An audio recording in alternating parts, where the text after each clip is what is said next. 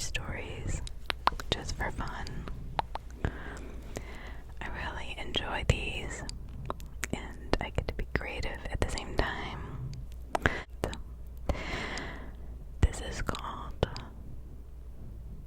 Be Careful of Your Username. This man came on the phone and asked, "Sir, what is your username?" "Well, Adam Lou. Is that your first name?" Yes, but it's my first and last name. I want to close my American Express gold card," I said into the phone. That's all I wanted to do. I was trying to catch a plane, and it left in 3 hours, and I had a 20-minute drive to the airport. Look, I just need to get the account closed before they charge that stupid fee annually. I am not paying that ridiculous amount of money. Look, please, can you just close my account? "No, I'm going to have to transfer you to my boss," said the man on the other line. "Well, whatever. I need this account closed right now." So a woman got on the phone, and she asked me my username. She wanted me to verify my identity.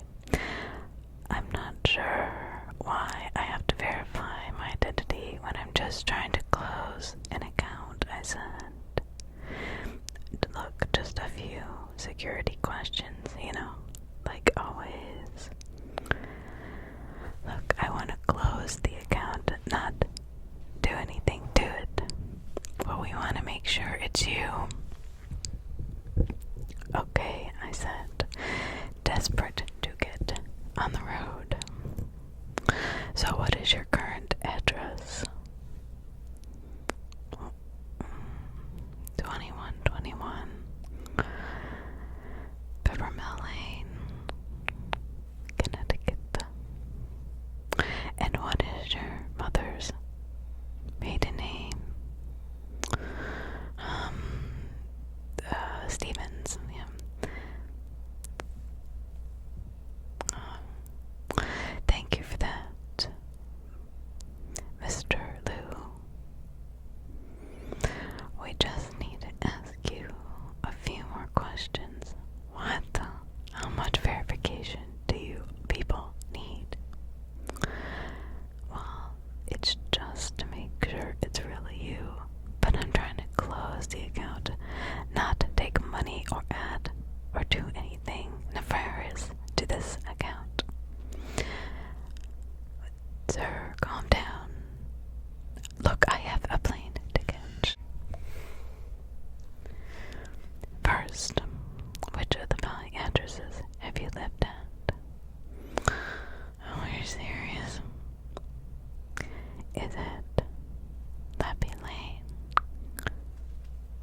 Smart Road, Riverside Drive, or none of the above?" I always thought these were so stupid, like none of the above. I've never lived at any of those. "No. It says that is not the case. I'm gonna have to ask you more." "What? I've never lived at any of those addresses. This is just to make sure this is you," she said with a very pressing voice. Okay, it's really strange, but whatever. So, sighing into the phone, I looked at the clock. I was taking the red eye to Las Vegas. It was now almost 8 o'clock. 20 minutes have gone by. The lady on the other phone said, "Let me transfer you to my supervisor." What? To close a card, I could go to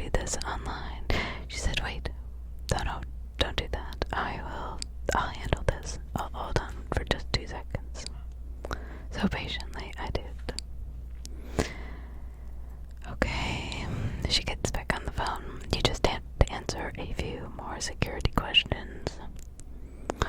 What security system do you use?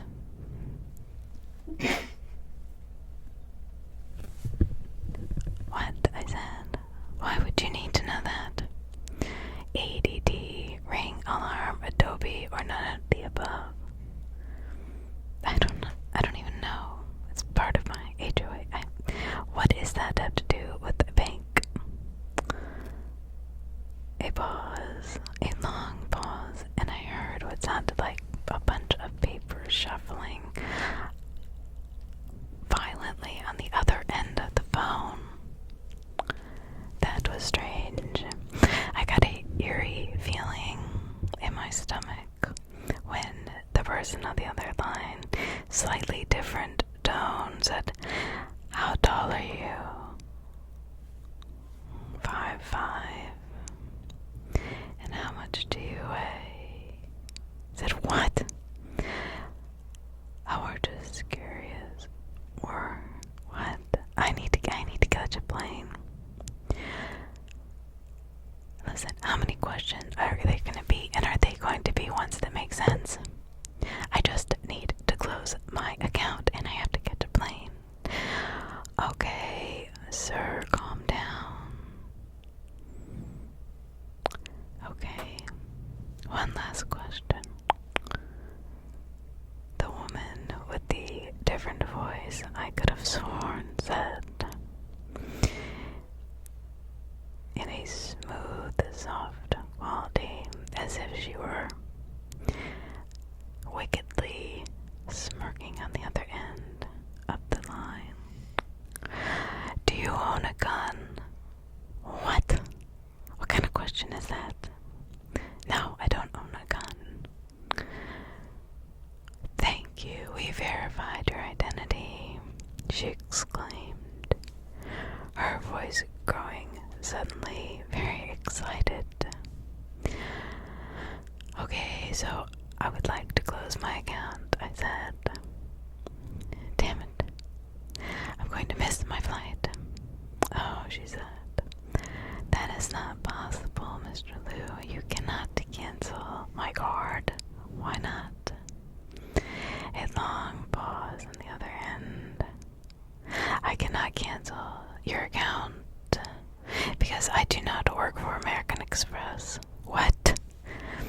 "It's a common mistake, Mr. Liu. American Express is 528-4800. You dialed 529-4800. My heart raced. I don't understand. Do you know how many people misdial American Express's phone number?" Her voice was curt now and harsh. "Hundreds per day. And those people tend to be just what we are looking for, wealthy and dumb. I don't. They'll be there in a minute. You can make it easy on yourself, or you can make it hard. You can either stay and fight, but I don't think the odds are good for you since you're so small. They have guns and you don't." Then a harsh voice, and the peppy voice was gone. "So, sir, is there anything else I can help you with, Mr. Liu? I would get out of there, but thank you for calling. We do hope you have a wonderful day, and be careful." Click. I pulled the phone away from my head and looked at it just in time, because a shadow slid across the curtains. "Hello," I called. I took a step backwards, my heart was beating. I was sweating.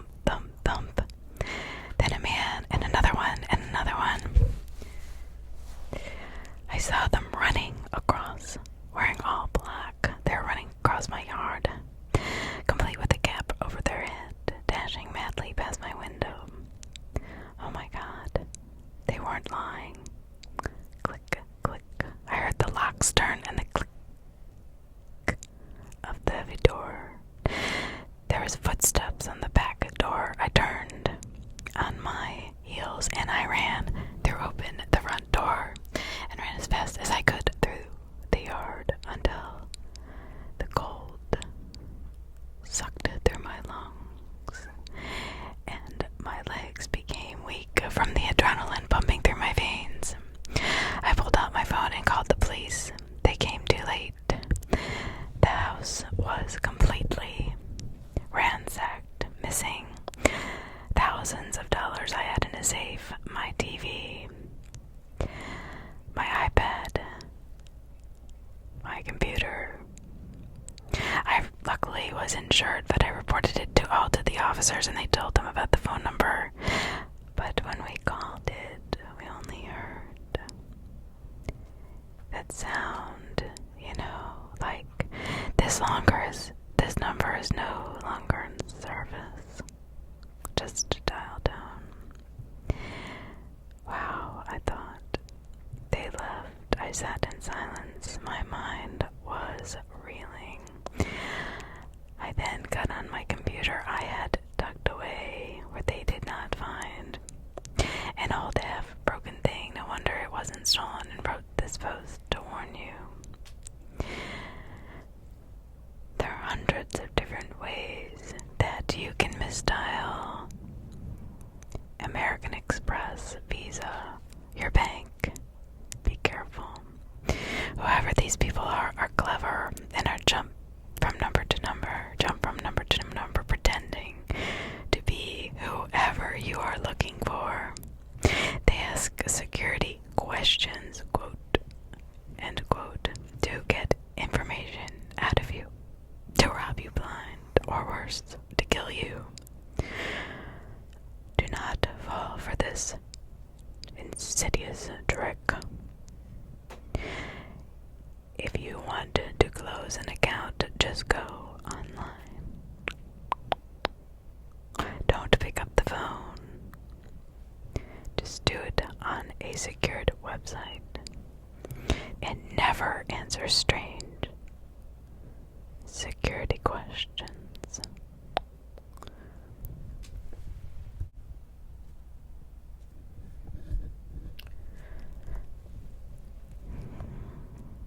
My baby's clothes. I had never been pregnant. However, when I was moving, I found a box of maternity clothes in my closet. They were folded so neatly and they were like way back in my closet. I thought, this is odd. There's 2 pairs of pants, 3 shirts. I said, oh well, I'm sure they're my sister's, Christina's. But I checked the tags and they were my size, not hers. So I brought them out and examined them, and they looked like my style. Things that I would wear. Purple, browns, black, whites. I don't know, maybe it was a gift I bought for someone. I can't really remember. And I'm not sure why. Or maybe, I don't know, I just thought they looked cute and bought them, but I was never pregnant. Why would I buy maternity clothes? They aren't exactly flattering on someone who isn't pregnant, that I thought. Anyway, maybe I felt fat or in the mood, or I don't know.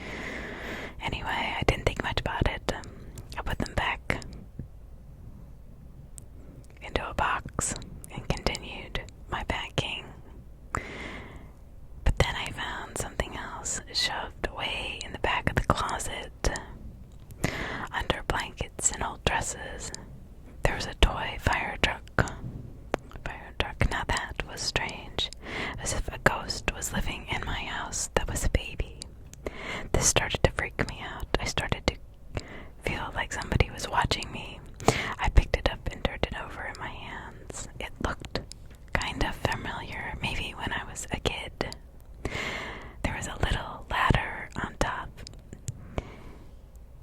The ladder was bright black, and the windows were painted yellow, and you could see the little people inside.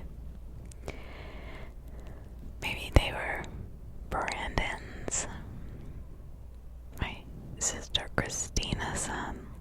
Her husband and their 1-year-old son often came over to visit me. Maybe they left it behind, but why would they put it so far in the back of my closet under so many different things, and then maternity clothes next to it? I felt very strange about this. I had a weird feeling in my stomach. But shrugging off, I slowly lowered the box. Then I heard my cell phone ring.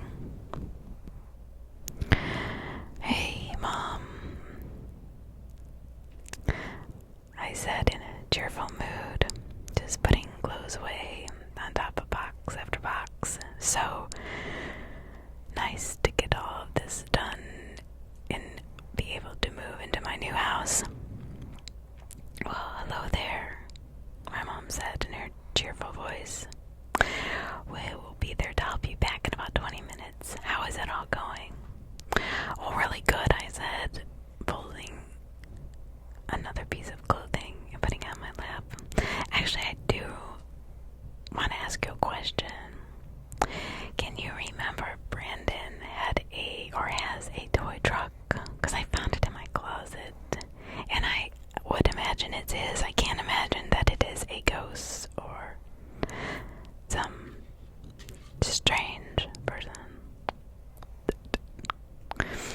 Then a weird silence came over from the other end of the phone.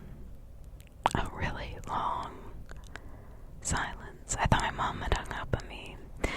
Mom, hey, are you still there? Oh, yes, dear. We'll see you soon. Bye. It was the strangest goodbye my mother had ever given me.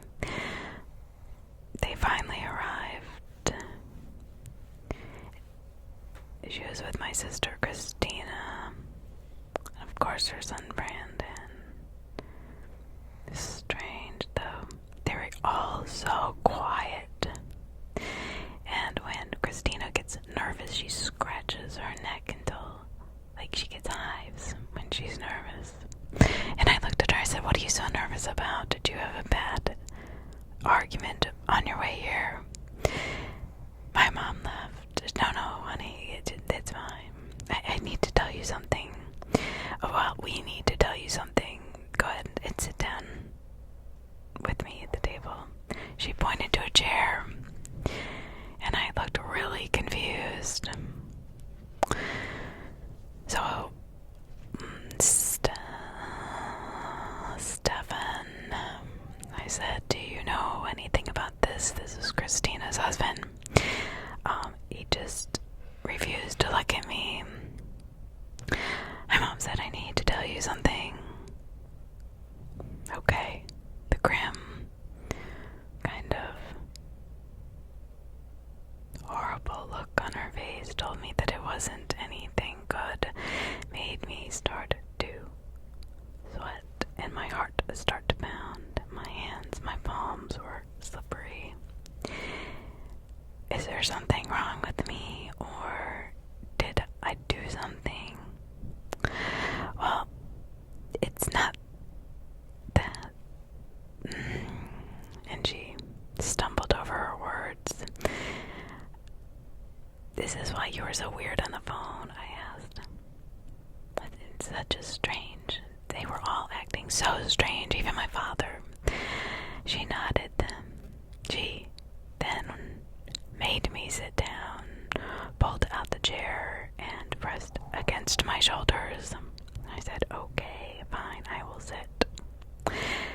And then she said beside me, "You know that little fire truck belonged to your son." What? I burst into laughter. "What are you talking about? I was never pregnant. I don't have a kid." "Well, you did, honey." "No, I did not." "Yes, you gave birth to a little boy last year." Mom pulled out a tissue like she was gonna start to cry and brought it to her eyes, but it was these fake tears. There was nothing coming out, and I started to really wonder. I was looking at Christina and Stefan, and then at Brandon. Neither of them met my gaze, but Brandon looked up at me, and he always seemed like he needed my attention. I said, "Well, come here, buddy." My mom continued, "When he was about 3 months old, and you took him to the grocery store on the way back, you got into a car accident. Your head was badly injured, and what, he died?" "Well, no, honey, my mom started to sob, which was making me feel very strange. She's telling me I had a child I did not know I ever had. Christina spoke. "Dr. Albright said that you had amnesia, retrograde amnesia. When I realized that you did not remember him and saw that you were, well, happy, we decided to leave it that way." "What? You've been lying to me this whole time, all of you? Mom, my mother, my father, my sister, her husband. What?" They nodded in sequence, like they were a Stepford family. I didn't even know who these people were.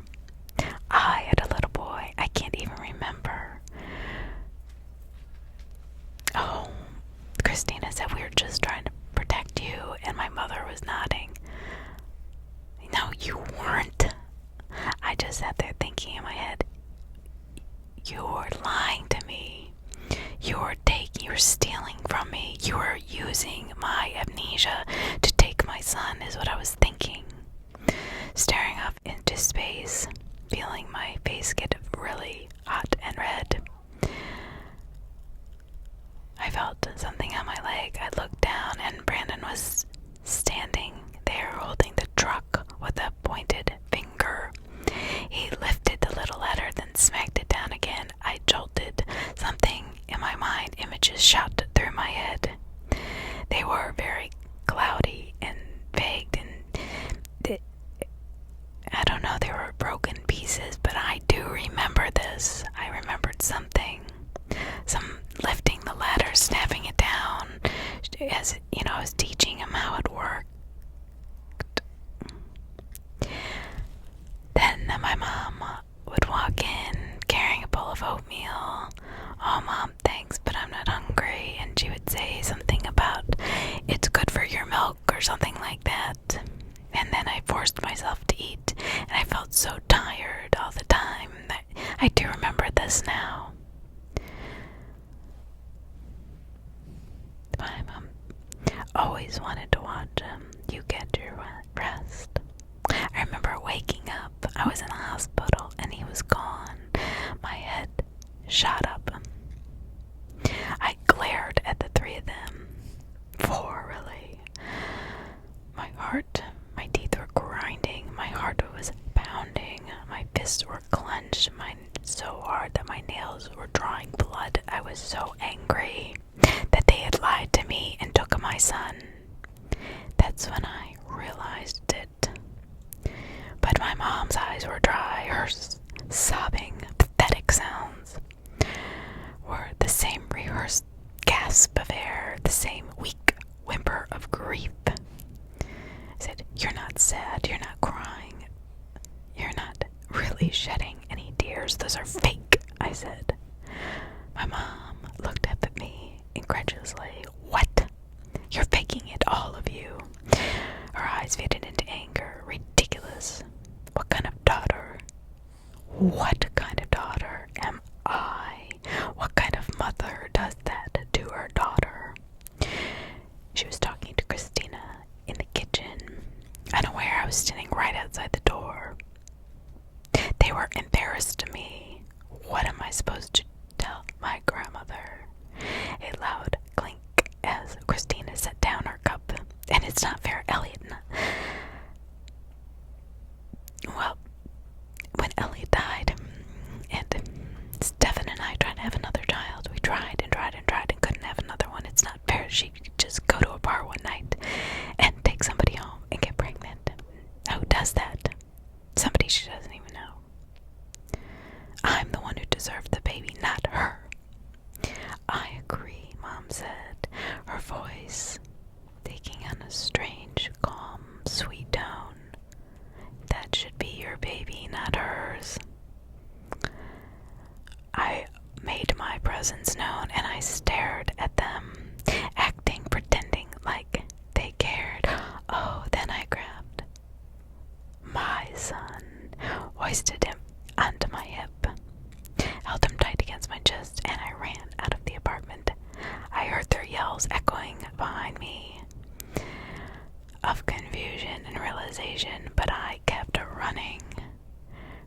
Brayden squealed with delight in my arms. Mommy, Mommy, still holding the little fire truck I had bought him when he was just a baby. The Hanging Tree.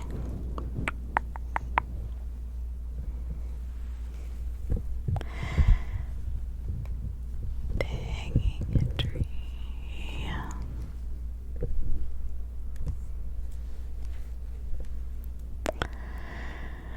You know, when you pick the bark off the tree, it will bleed, said my sister in a mischievous look.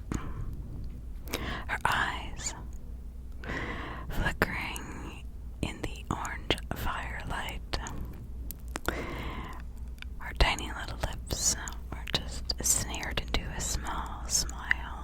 she enjoyed that particular detail. I said, that's absolutely such a old wives' tale. Oh, really? There's no way a tree could bleed, I said, yanking his burning marshmallow from the fire as he trotted over to where we were. There are plenty of proof. Oh, really? I said. And exactly what kind of proof are there? Oh, I see them all over social media. Ugh, you just have to get with it. Great. She said, yes, that's bright red oozing coming from the bark. Really? I said. I don't think so. I think that's photoshopped. You know that new thing called Photoshop? She looked at me, annoyed, and said, no, really? There are photos. It's supposed to be the blood of the victims of the ones before that I'd been hanged from the tree. What? I said. You know, 'cause we live in the South.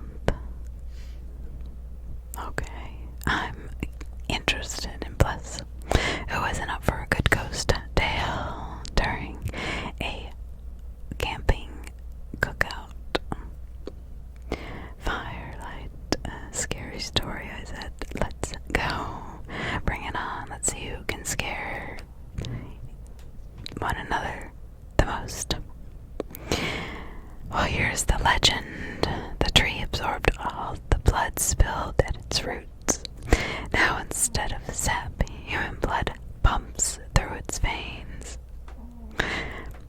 My friend let out a reel of laughter. That's ridiculous. Absolutely not. Come on, you guys. Where am I? Biology class does it say that human blood drips from these trees? That it's pumping through the, xylem and phloem. It's true. My sister kept resisting. Shooting him, I glared. Look, you know what? I bet the whole thing is a myth, I said. I bet even the hangman himself didn't even really exist the way we think he existed. Yes, he wore a mask to shade his face as a coward, but he was just a man. Well, that's for another story. But my sister went on with her blood bleeding trees. I looked over at a tree and I could have sworn that it moved, that there were shadows several yards behind me. Blackened bark, leafless branches, a sore thumb in the forest that the trees had actually become different. There was one around here called the hanging tree, the big oak that stands over there. It holds the most weight and it would hold the most victims. This is absolutely asinine, I said, getting a little bit frightened. Look, my friend said, it is nothing more than a tourist trap. It's just an old wise tale to make people come out here and start picking at the bark, which is absolutely horrendous for the tree. A tourist trap only the locals know about. Does not make much sense to me, she said. Okay, you know what I mean. So his marshmallow plopped into the fire with an unceremonious plop. I said, great, that will be tasty. He looked at me. He said, it's an urban legend to tell around a campfire just like this one, a spooky haunted tree. The legend of a perverted cannibalistic killer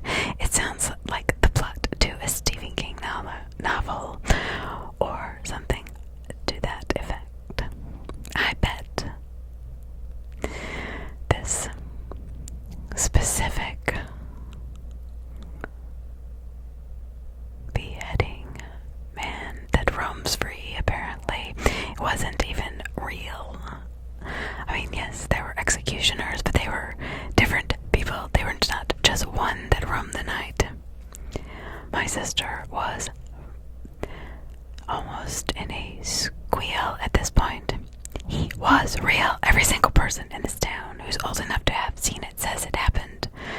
I glanced over at her and said, okay, calm down. And the street is where? Where are the hung bodies of his victims, the souls that still their blood runs through? My friend laughed hysterically, his head back. He makes me laugh too. I couldn't help but laugh with him. Yeah, and those same locals just call him what? The executioner, the headless horseman. Does he ride a horse too? No.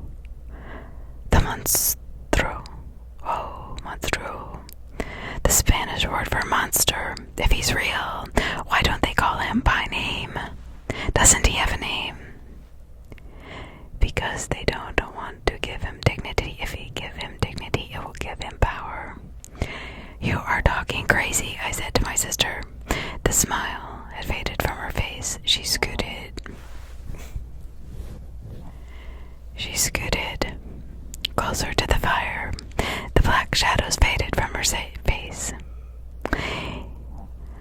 He did such terrible things.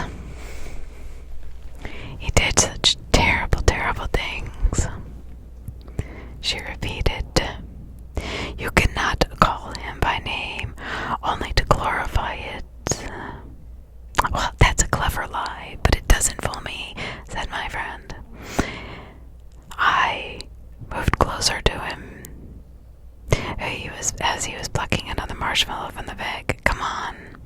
Ever notice how this part of the town is actually basically abandoned and no one ever builds on the empty lot a few feet over, even though it's dirt cheap? I laughed. The things Monstruo did are so terrible, even money won't get anyone near it. Is that you're telling me? So terrible, so terrible. That's what I keep hearing. Yet funny how I've never heard any details or facts, I said. You want facts? I'll give you facts. He killed 117 men, 200 women, and 100 children. And you do a hell of a lot of disrespect to those people when you claim he didn't exist.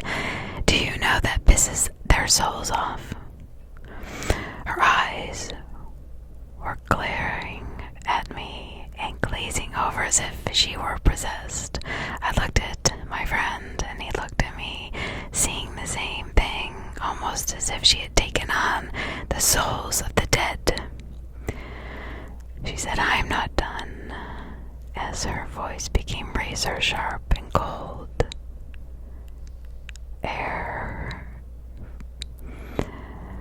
enveloped us like a freezer. My friend jumped. He did not just abduct and kill those people. It was a lot worse than that. His marshmallow burned and crackled. My sister shuffled her feet across the dry leaves as if she were one of the victims.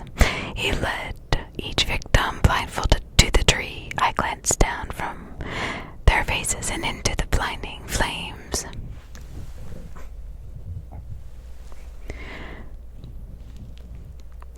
And then he killed them and strung their bodies up in the trees as if they were trophies to show off. It wasn't as if he just killed them.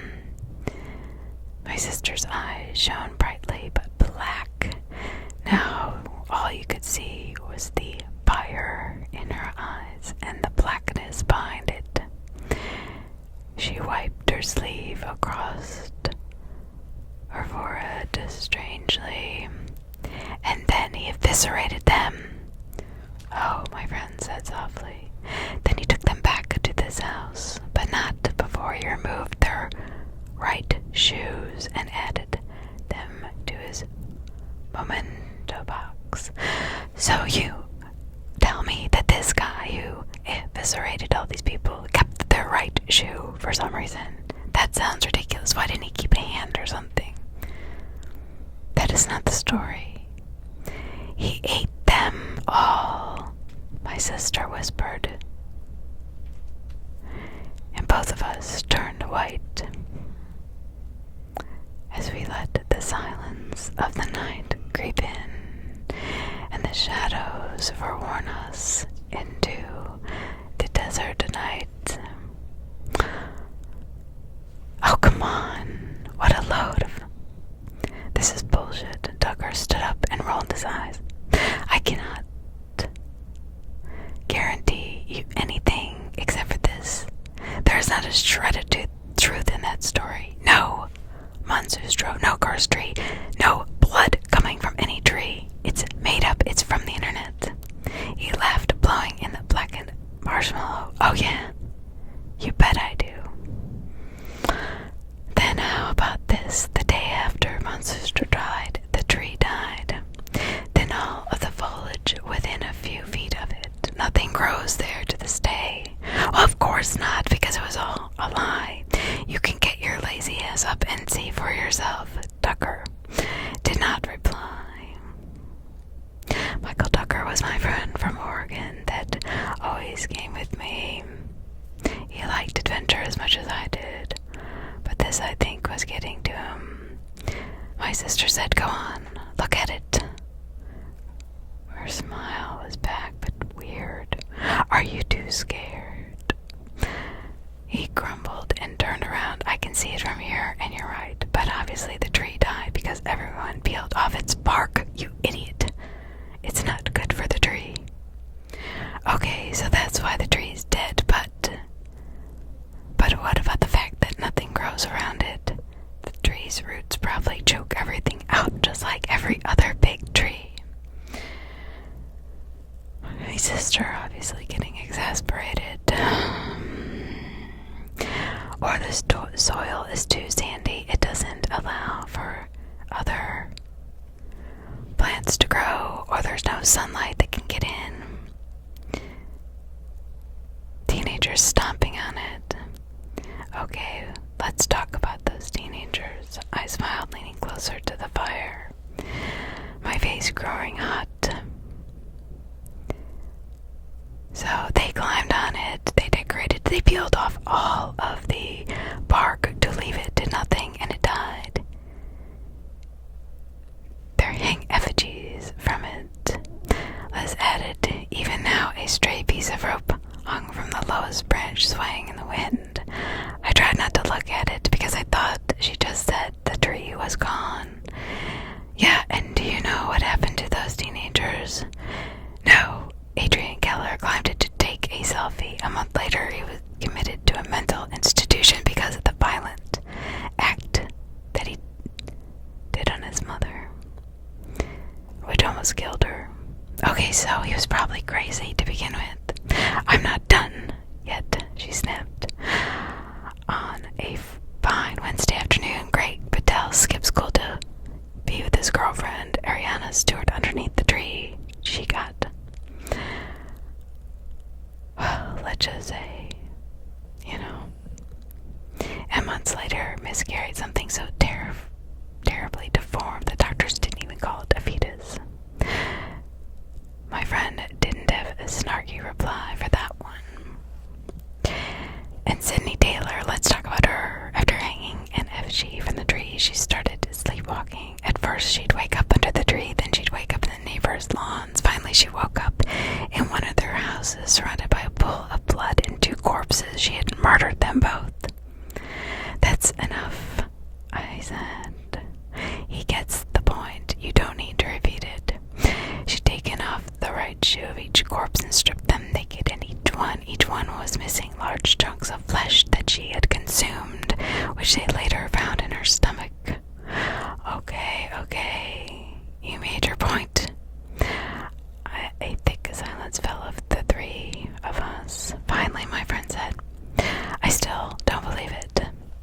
So touched the tree, my sister said. Well, we will write you at the sanitarium, we promise. Right. I raised my eyebrow at her. Fine.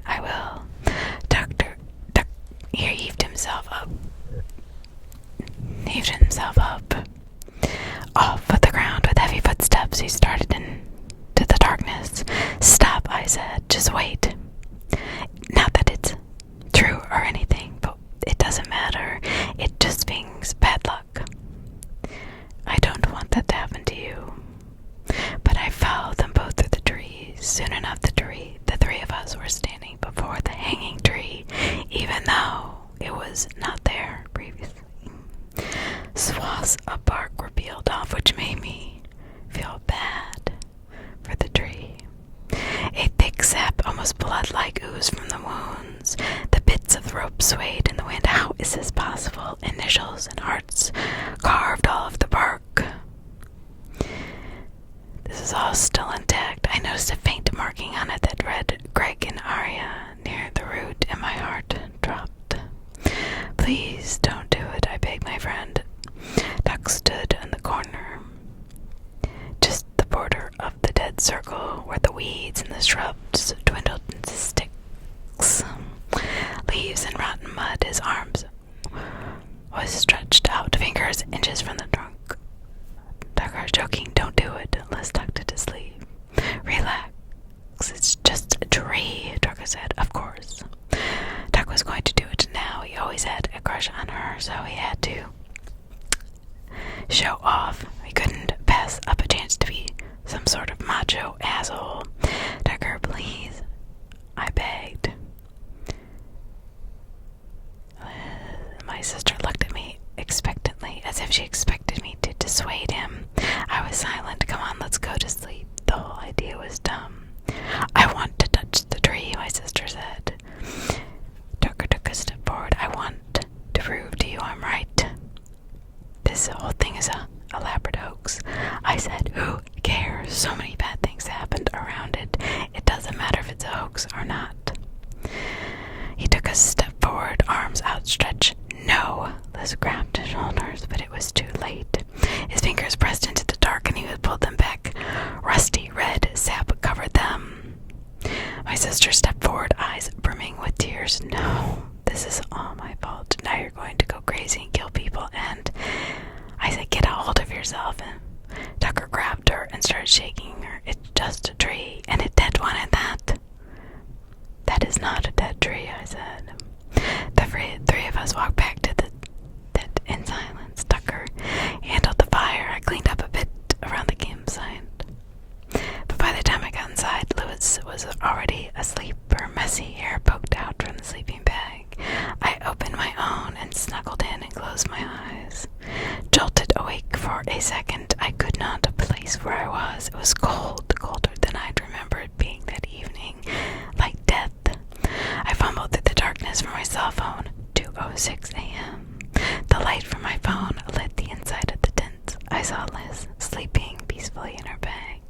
Her mouth hung slightly open to a wet spot of drool on her pillow. The other sleeping bag was empty.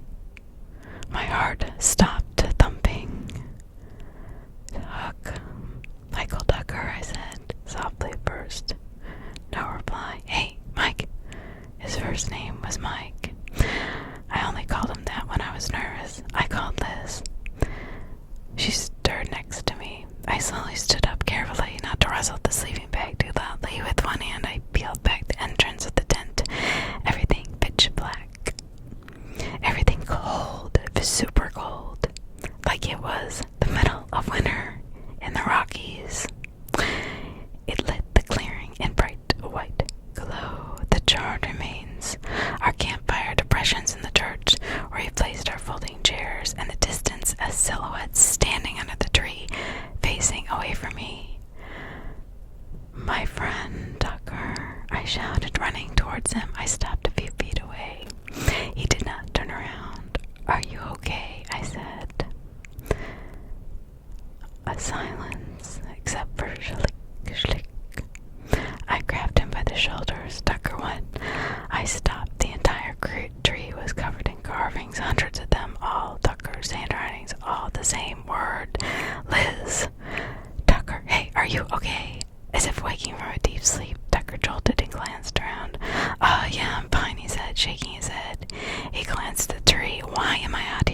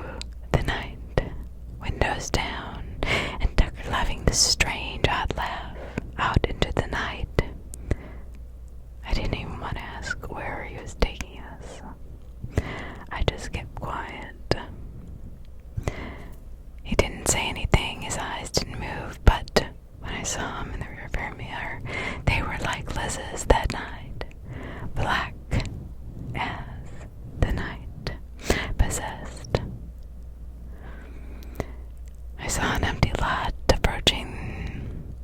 I said, great, we're gonna die in a lot. The forest rose up behind it, shrouded in a shadow. Oh, he's taking us to the tree. So Liz kept sobbing. I just assumed we were going to die. He drove right across the empty lot through the weeds and shrubs. We skidded to the halt at the forest edge. Get out, you bitches, Tucker grunted as he swung open the door. He never spoke to me like that. We trudged through the forest in silence. My feet rhythmically crunched the dry leaves and sticks with each step like a clock tickling death, the moment of our death. We stopped in front of the blackened tree. Its branches twisted and crossed the indigo sky. It was actually quite beautiful in a certain light. Another cold wind passed, and shreds of rope swayed. Stand over there, he commanded. To my sister, why are you doing this? She cried. It doesn't know. He doesn't know what he's doing, I said. He's sleepwalking. I'm not sleepwalking. Tucker snapped towards me, his blue eyes wild and black. No more of the blue shone through. I'm not doing this because some cursed tree infected me. I'm doing it because two friends who betrayed me. What are you talking about? Oh, come on. Who do you think I am? Some kind of idiot. He reached into a bag and pulled out a length of thick rope. I don't know what you're talking about. Oh, don't act so innocent. You and Liz have been messing around behind my back for weeks. When you knew I was in love with her, he spat. What? Liz said softly. It's my sister, and don't deny it. I was so confused. Said, that's my sister. And then you call me some sort of idiot just because I don't believe in a cursed tree. What kind of friend is that? I was trying to be sensible. He grabbed me roughly by my waist in one swift, strong motion. He looped the rope around my shoulders. A fit punishment for a fit crime, don't you think? Yes, I was involved with my sister, which makes no sense, I said to my friend. I tried to wiggle free. I thrashed and kicked and shouted, but he had at least 6 inches on me. I didn't have a chance. Whatever, I said. Go ahead, kill me. For, I'm not sure what, but for some kind of betrayal that you think I did. Inch by inch, I was pulled up the tree. I had accepted my fate. The blackened, leafless branches came closer into view. I could feel the blood of the tree dripping all over me. I noticed scratch marks, hundreds of them, white like the scars covering the bark, desperate, anguished, human. Monstroso didn't hang dead bodies from this tree, I muttered. Liz looked up at me, eyes wide. He hung them alive. I tore my eyes away from the bark. Below me, Tucker was looping the rope around Liz. She wasn't crying anymore. Instead, she was thrashing, kicking, and fighting. But she wasn't strong enough. In minutes, she was hanging next to me. So he dragged his bag over to the ground. Zip, he pulled it open and reached inside. A steel knife glinted into the moonlight, and then he walked over to us. First, he gently pulled off my right sneaker, then he pulled off Liz's boot. God, please don't do this. She was trying to plead. I just remained silent. Instead, I said, go ahead. I have nothing to live for. Anyway, you're my only friend, and you want to murder me. So you go ahead as well. Go ahead, make your mark. But then the rope began to loosen. My sister met my eyes. I tried my best to make a face at her, to signal what I was doing, catching my drift. She started, Tucker, listen, I've only ever liked you. She forced a smile, looked at me. I'm telling you the truth.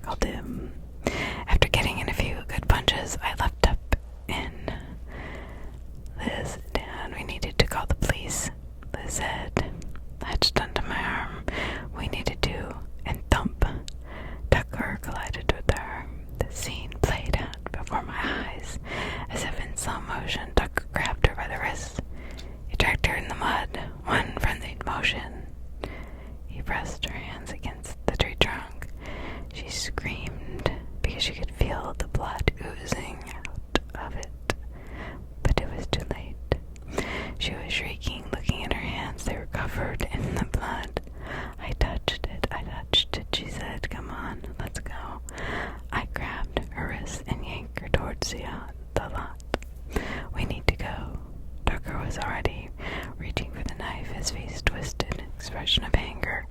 Liz, come on. That night, Tucker was arrested for assault. The next morning, they found his cellmate dead on the floor in a pool of blood, missing chunks of flesh. Liz started sleepwalking a week after the events. She committed herself to a mental institution the next day. We exchanged letters sometimes, but I don't think she's ever going to leave that place. So that's my experience with the hanging tree. And listen, I'm not telling you this as a tale to scare you. I'm telling you this because I need your help. A week ago, builders broke ground on the empty lot as we speak. They're cutting down bits of the forest, including the hanging tree, to build a daycare center. Toddlers and caregivers will be on that cursed ground, learning, playing, growing, utterly unaware of the darkness that once stood, that will still stand. It will have an effect. I know it will. Both my friends, they were proof. I tried calling my local representative. I've tried calling the daycare. I've tried protesting on the street.